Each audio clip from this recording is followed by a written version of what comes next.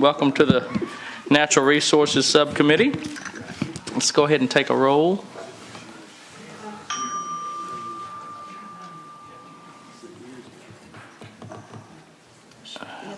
We have a quorum? All right, good. Good morning. A few housekeeping issues. At the request of the patron, Senate Bill 492, which is the snare bill, has been requested to go by for the day. So we will hear that at another day. I know there's a lot of interest in that. And House Bill 727, Senate Bill 23 was a companion bill to House Bill 727 that passed unanimously out of committee. So move to report. We have a motion to report. Is there a second? Second. All those in favor say aye. Aye. That's right. We got to vote. I'm trying to go too fast. Sorry. I can't keep up with it.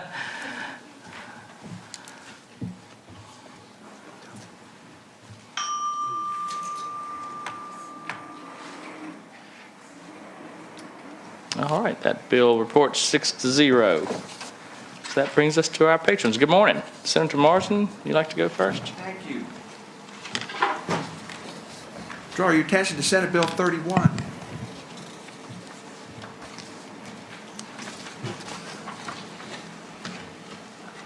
I'm sorry, go ahead. Right. Thank you so much, Mr. Chairman, members of the committee.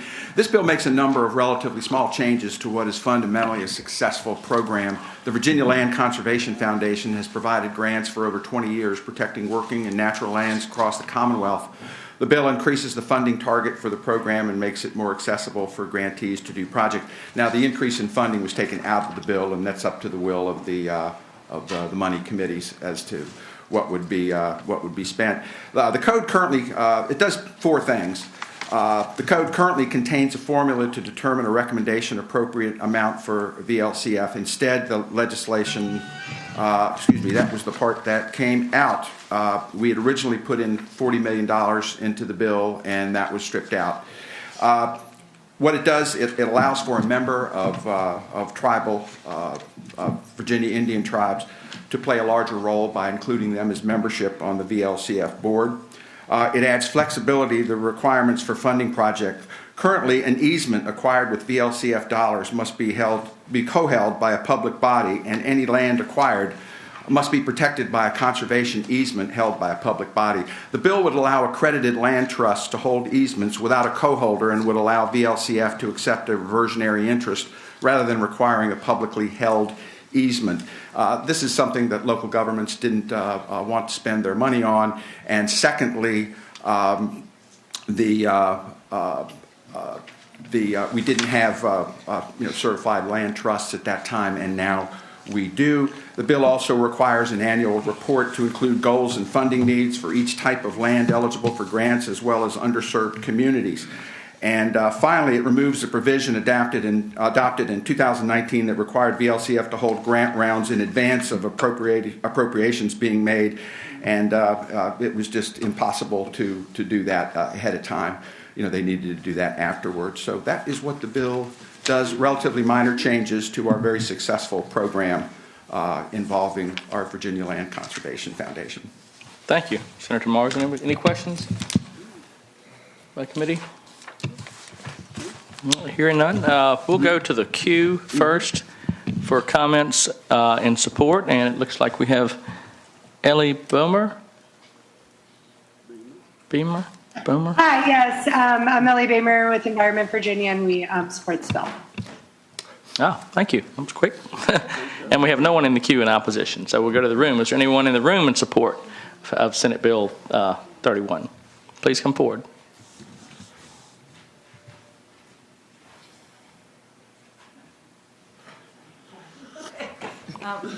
Good morning, Mr. Chairman, members of the subcommittee. I'm Nikki Robner. I'm with the Nature Conservancy, and we worked with a number of organizations on this bill, and we support it. Thank you. Thank you.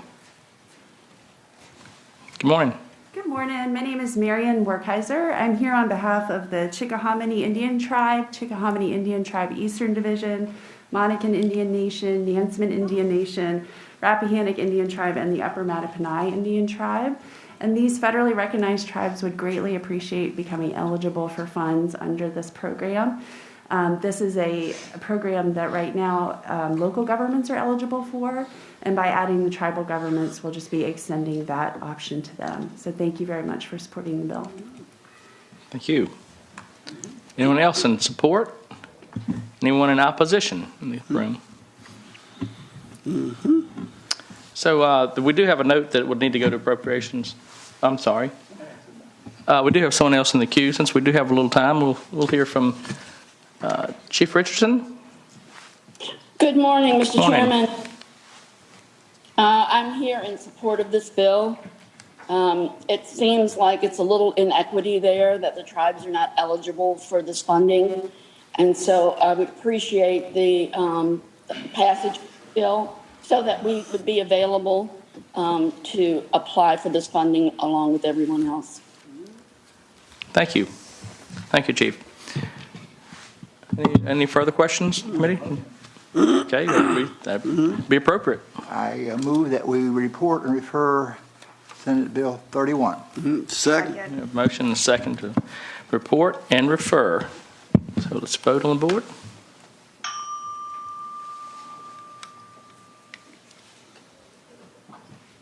Motion to report and refer passes 6-0. Congratulations. Thank you so much, Mr. Chairman, members of the committee. Thank you, Senator Marshall. All right, next, Senator Serval. Good morning. Turn your attention to Good morning. Senate Bill 250. Sure. So Senate Bill 250 evolved out of Senate Bill 1210 last session, which was carried by Senator Peterson, who's the Ag Chairman. He originally had put in a bill that required all of the DEQ regulated entities to up their fees to a place where their fees would support the enforcement programs. And his bill got tabled, and they DEQ put together a work, as part of an agreement for DEQ to work with an industry work group over the interim to try and figure out if there's a way to reach consensus about the right fees to set. And so there were two different work groups. I believe there was one on water. We didn't put in a bill about that, but there was a separate group on solid waste. And so the group met over the year. It included Meridian, RDS, Waste Management, Republic, Dominion Energy represented the captive landfills, Cavanna, they do incinerators like in Fairfax, Royal Oak Farm, which is in Evington, and then local governments, Frederick, Henrico, Virginia Beach, New River Resource Authority, Ravenna Authority, Southeast Public Service Authority, and then one environmental organization met, and they issued a report, which I can give you all. It was published as Senate Document Number 15, which they put out representing the work of the work group, where the work group sort of sat down and agreed on a new fee structure, which would raise about $3.4 million to fund all the enforcement efforts surrounding solid waste permitting and landfills. And so that's basically the genesis of the bill, and the fees represented in the bill are exactly what the industry worked out with DEQ over the last year. And if anybody, the landfill guys are here and they can explain, they still support the bill. It's what they worked out and agreed upon with DEQ, and that's basically what the bill does. It just makes the landfill program self-sufficient, so you're not using general fund tax dollars to pay for landfill enforcement. Delegate Marshall? Good morning, Senator. We've had bills similar to this in the past, I think in coal country, where, well, I'm not from, but they have done that to increase fees, so the fees will basically cover the cost of the administration. And so that's what you're trying to do here. So how far are the fees behind actual cost now? DEQ might be able to answer. I want to say it's about 50%, I think. Yeah, they're nodding their heads. 50%? Yeah, so it's about $6-7 million of enforcement, and this raises about $3.5 million. So is that going to be, Delegate Marshall? follow-up question, so is that going to be one hit to start with, or are you going to stair-step that up? Because I know my phone will ring when those people get a 50% increase. I'm not sure it's a 50% increase. It probably depends on the fee, and different fees have different increases in them.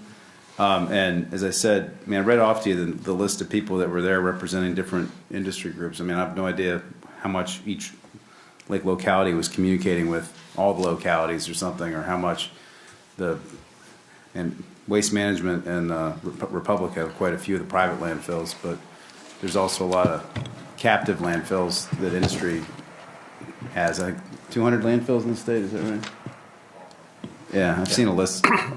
But this, Delegate Marshall. so this also includes municipal land fees also. So I just saw in the news today that Pennsylvania County just got a contract for $500,000 for trash from a private company coming in. And so now we're going to raise the fees. I think it's probably a good idea to raise the fees, but I just want to know how we're going to do it. One shot or I two think the way it's shots? written, it's one shot. Probably easy to do it in 2 shots and just cut them all in half and go 50% 1 year and 50% up the next year off what the fees are in here. Yep. Probably would be easy to draft a substitute to do that if that was the committee's inclination. And so that 50% would go up, and then after that, it would be the consumer price index. Yeah, that's right. Thank you. Any other questions of committee? Delegate Tran, sorry. Thank you. I think Delegate Marshall's question made me look at line 65 through 71, which I think lists out the change in the annual fee.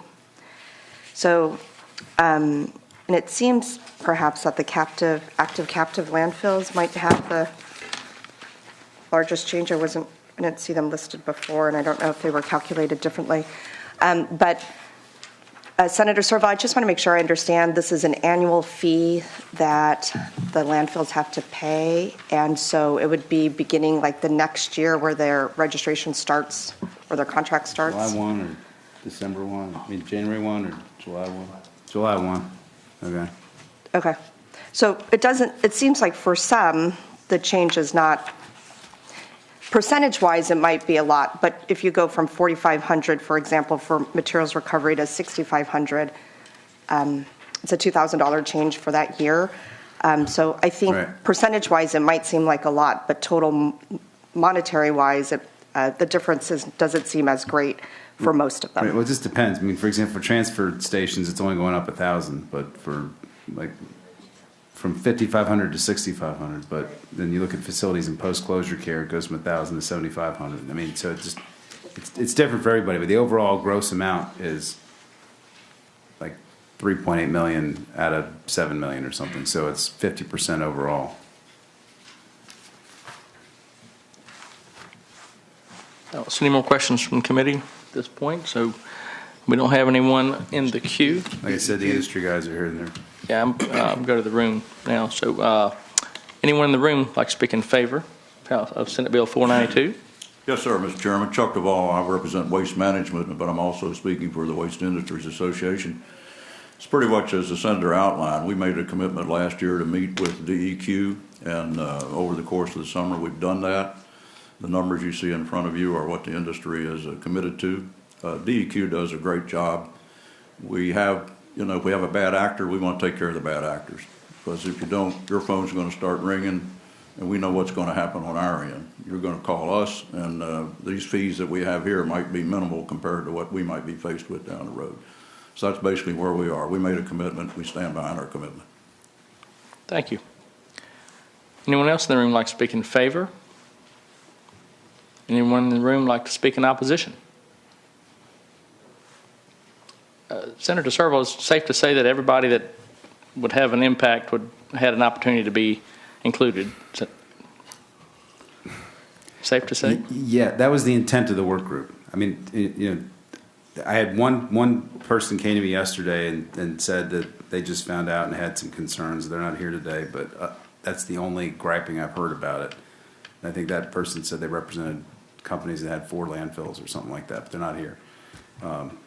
That's the only dissension I've heard since this began. Committee works on motions. Mr. Chair, I move to report. Second. Motion to report in a second. So, all those in favor, please vote on your board.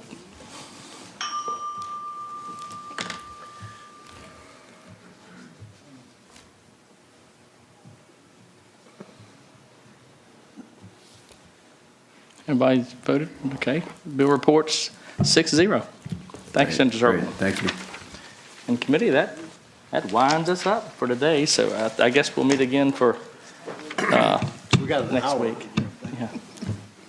Yeah, we got an hour for full. So take a nap, get a cup of coffee. Thank you. Meeting adjourned.